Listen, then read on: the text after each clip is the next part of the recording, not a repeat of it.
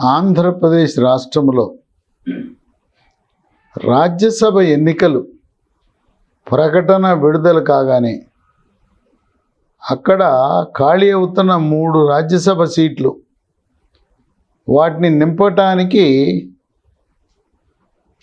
ఫిబ్రవరి 27న ఎన్నికలు జరగబోతున్నాయి. కేవలం శాసనసభ్యులు మాత్రమే ఓటు వేయాలి.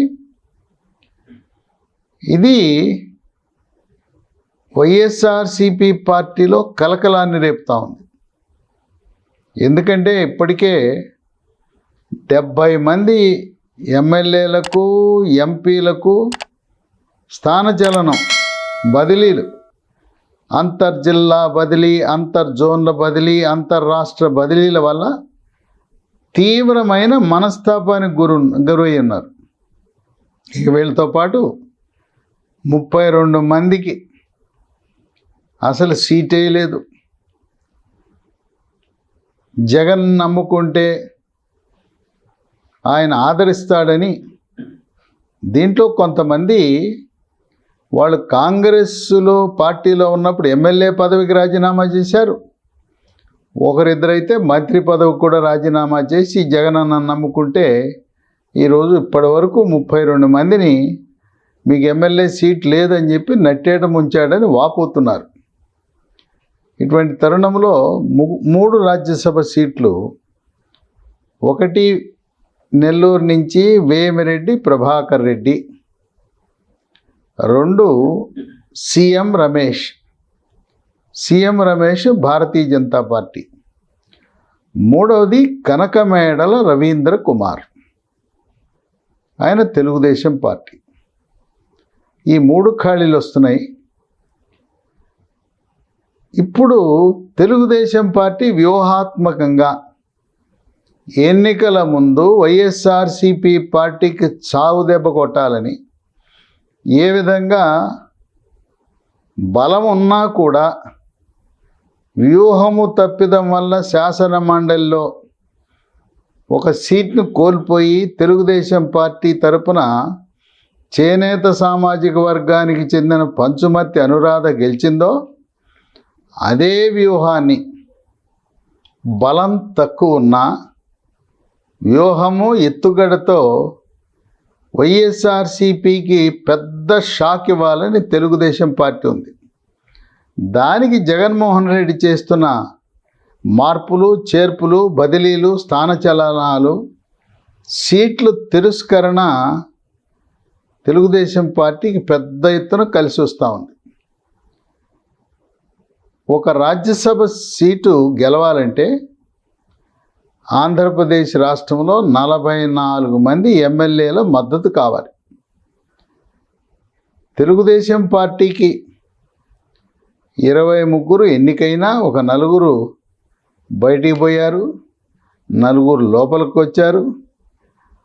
ఆ 4 పోయిన వాళ్ళు వచ్చిన వాళ్ళతో సంబంధం లేకున్నా కూడా 19 మందే ఉన్నారనుకున్నా కూడా దాంట్లో గంటా శ్రీనివాసరావుపై అనర్హత ఆయన రాజీనామా ఆమోదించిన 18 ఉన్నా కూడా ఈ రోజున రాజ్యసభ సీటు గెలవటానికి తగు వ్యూహాలను రచించింది తెలుగుదేశం పార్టీ.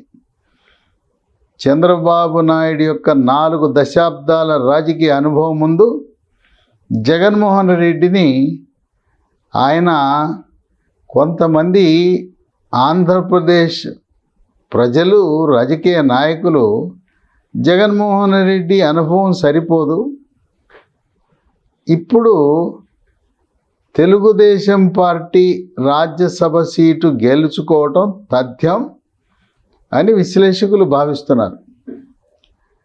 ఇప్పటికే అసంతృప్తితో ఉండి ఎమ్మెల్యేలు కరాఖండిగా హైకమాండ్తో టచ్లో లేరు. మా దారి మేము చూసుకుంటామంటున్నారు. ఈ సీట్లు తిరస్కరించబడిన వైఎస్ఆర్సిపి ఎమ్మెల్యేలు కొద్దిమంది కాంగ్రెస్ పార్టీలో చేరటానికి, మరికొంతమంది తెలుగుదేశం పార్టీ, ఇంకా కొంతమంది జనసేనలో చేరటానికి రంగం సిద్ధం చేసుకున్నారు. ఇప్పుడు వాళ్లకు ఓట్లున్నాయి. ఎవరినైతే జగన్మోహన్ రెడ్డి అవమానపరిచి మీరు పనికిరారు, మీరు ఓడిపోతారు, మీ నియోజకవర్గ ప్రజలు నేను చేసిన సర్వేల్లో మీకు అనుకూల వాతావరణం లేదని చెప్పాడో వాళ్ళ ఓట్లు ఈ రోజున తెలుగుదేశం పార్టీ రాజ్యసభ సభ్యుడి యొక్క విజయానికి దోహదపడుతున్నాయి.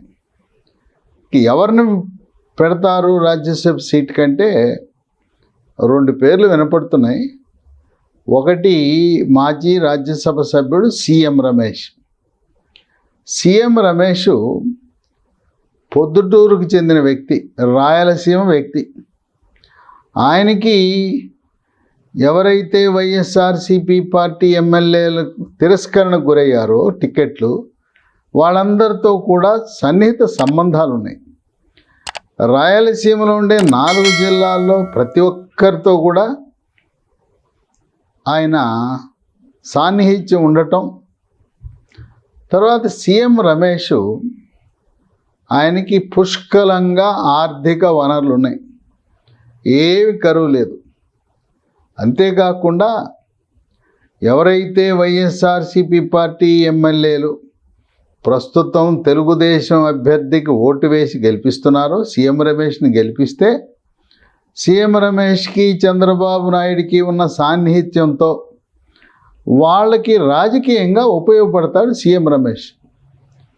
ఎందుకంటే రాజకీయ పదవుల్లో కానీ, నామినేటెడ్ పదవుల్లో కానీ, చంద్రబాబు నాయుడు ముఖ్యమంత్రి అయిన తర్వాత ఎమ్మెల్సీలు, కార్పొరేషన్లు, జిల్లా పరిషత్ చైర్మన్లు, మేయర్లు, లేదు ఓటు వేసిన శాసనసభ్యుల యొక్క కుటుంబ సభ్యులకు, వాళ్ళ వారసులకు రాజకీయంగా కావలసిన వాతావరణం కల్పించటానికి సీఎం రమేష్ చంద్రబాబు నాయుడికి గత 30 సంవత్సరాలుగా సన్నిహితుడుగా ఉన్నాడు. ఆ విధంగా సీఎం రమేష్ని గెలిపించడం ద్వారా ఎమ్మెల్యేలు వాళ్ళ భవిష్యత్తుకు కూడా ఉపయోగపడుతుందనే ఆలోచన ఉన్నారు. రెండో అభ్యర్థి వర్ల రామయ్య. ఈయన మాజీ పోలీస్ అధికారి. ఆయన తెలుగుదేశంలో చేరటం కోసం తన అధికారి పదవిని కూడా రాజీనామా చేసి ఆయన భవిష్యత్తుని, ఉద్యోగాన్ని తృణప్రాయంగా వదిలి తెలుగుదేశం పార్టీలో గత 3 దశాబ్దాలుగా సేవలను అందిస్తూ ఉన్నాడు. ఆయన్ని 2019లోనే రాజ్యసభకు పంపాలని ప్రతిపాదించారు. ఆయన మాదిగ సామాజిక వర్గానికి చెందిన వ్యక్తి. అయితే కొన్ని ప్రత్యేక కారణాల వల్ల ఆయన కాకుండా కనకమేడల రవీంద్ర కుమార్ని పంపడం జరిగింది. ఆ రోజే ఆయనకి హామీ ఇచ్చారు. మొట్టమొదటి తెలుగుదేశం సీటు, రాజ్యసభ సీటు వర్ల రామయ్యకి అని ప్రకటించారు. కానీ ఇప్పుడు సమస్య ఏంటంటే వర్ల రామయ్యకి రాయలసీమ ప్రాంత ప్రజాప్రతినిధులు, ఎమ్మెల్యేలతో అంతగా పరిచయాలు లేవు. ఇంకోటి ఏంటంటే ఆయనకి ఆర్థిక వనరులు, సీఎం రమేష్కు ఉన్నన్ని ఆర్థిక వనరులు లేవు. సీఎం రమేష్ సై అంటే సై, డి అంటే డి, దేనికైనా సిద్ధం. అందువల్ల ఆయనకు అమితమైన ఆర్థిక వనరులు ఉన్నాయి సీఎం రమేష్కి.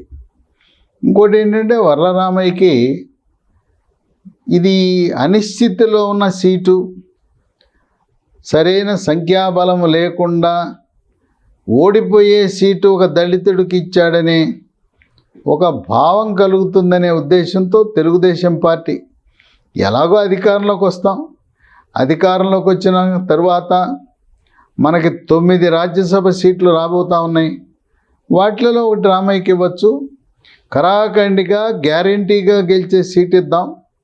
ఎందుకు ఈ అనిశ్చిత పరిస్థితిలో సీఎం రమేష్ ఆయన బీసీ వెనుకబడిన సామాజిక వర్గం. ఈ సీట్లు తిరస్కరించబడిన వైఎస్ఆర్సీపీ ఎమ్మెల్యేలు అధికంగా ఎస్సీలు, బీసీలే ఉన్నారు. పలమనేరు శాసనసభ్యుడు బహిరంగంగా ఎంఎస్ బాబు మీరు మమ్మల్ని అవమానపరుస్తున్నారు, మీరు పనికిరారంటున్నారు. ఎక్కడ చూసినా ఆంధ్రప్రదేశ్లో దళితుల్ని బీసీలనే మా స్థానచలనం మమ్మల్ని మార్చారు. ఒక చోట నుంచి ఒక చోట మార్చారు, లేకపోతే పనికిరావని సీటు తిరస్కరించారు. అగ్రవర్ణాల జోలికి మీరు వెళ్ళలేదు.